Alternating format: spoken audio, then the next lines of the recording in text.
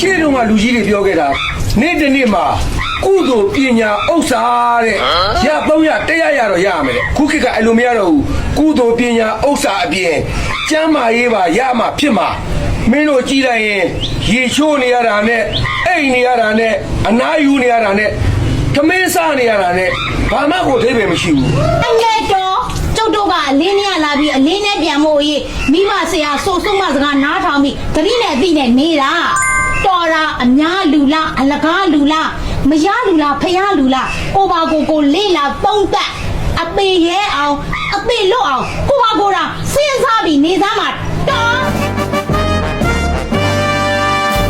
လက်ဆက်ဆက်ကလေးတွေပြမယ်ဆိုပြီးရန်ကုန်မြို့ထဲကားနဲ့ရှော့ခေါ်လာတာခုတီလဲလက်ဆက်တာမတွေ့ရသေးဘူးဒါတောင်မှပဲညနေလဲရန်ပို့ပဲတဲ့လဲရန်တာဆိုရင်တော့ဖုံတစ်ထောင်းနဲ့ပဲရှိမှာပဲလောက်ပါတယ်ယနေ့မြင်ကွင်းလေးကတော့သမီးငယ်လေးအိမ်ရှင်သမီးငယ်လေးဖူးဖူးနဲ့တားငယ်လေးဆွဲဝေရန်တားငယ်လေး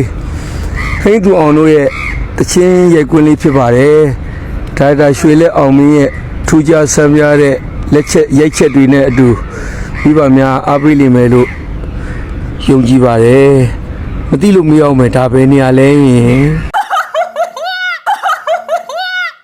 家里要有啊，没人带，说啊破啊，菜呀表呀，这里木呀，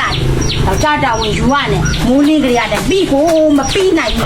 ခုနေခါမိမတယောက်ယူอ่ะလွယ်မှတ်နေစားဖို့ပူอ่ะနေဖို့ပူอ่ะဆန်စည်းစီစည်းကုံစည်းနှုံးတွေနဲ့အာမို့လို့အမိုက်ခံပြီးလောက်ကင်ကျွေးနေတာသူများသားသမီးမှယူထားမလို့တော့အဲ့လောက်တော့လောက်ကင်ကျွေးရမှာပေါ့လောက်ကင်မကျွေးရင်စတယ်မယူခဲ့နဲ့ပေါ့ဟာအခုခေတ်ကုံစည်းနှုံးဆန်စည်းစီစည်းနဲ့လောက်ကင်ကျွေးရတာရှားခွေရလွယ်မှတ်နေလားနောက်ပြီးတော့သားသမီးကတပုံတပင်နဲ့အော်အောင်လားအဲ့သားသမီးကလည်းတော်သားသမီးတွေပဲလေသားသမီးဆိုတာလေငါကြီးပုံချမနေနဲ့ငါတယောက်တည်းစူးစမ်းလို့ဖြစ်လာတာမဟုတ်ဘူးမင်းမှရုန်းကန်လို့ဖြစ်လာတာဟုတ်ဒီမှာနေမြေဒေသအသီးသီးမှာအခေါ်တွေကတော့သူ့နာမည်နဲ့သူပေါ့ဗျာဒေါဘုံရောက်မှာပဲပြောမခေါ်အောင်ဘဝတုဒ္ဒတွေရတယ်ဗျို့ကျဲဥခေါမုံထန်းလျက်ခေါမုံလမ်းသေးခေါမုံနဲ့မသားတော့ပါလေကျုပ်ကလည်းဗျာဒီကျုပ်ခုလုံး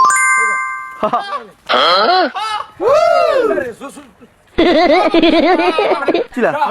ကိုကောင်းလေးလက်ချက်ပြီဒါအယောဒီမှာ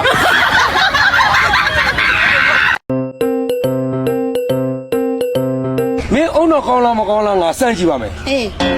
ဒီကနေဟိုးဝါတရဲလောက်အဝေးမှာတရားတပုံစားတပုံပုံထားမယ်အဲ့ဘယ်ဟာတရားတော့ဘယ်ဟာစားတော့မင်းဖြည့်နိုင်လားဟာဒါဟင်းလွယ်လေးပါကွာရင်အောင်နာတရားရင်မုံနာစပေါ်ကွာ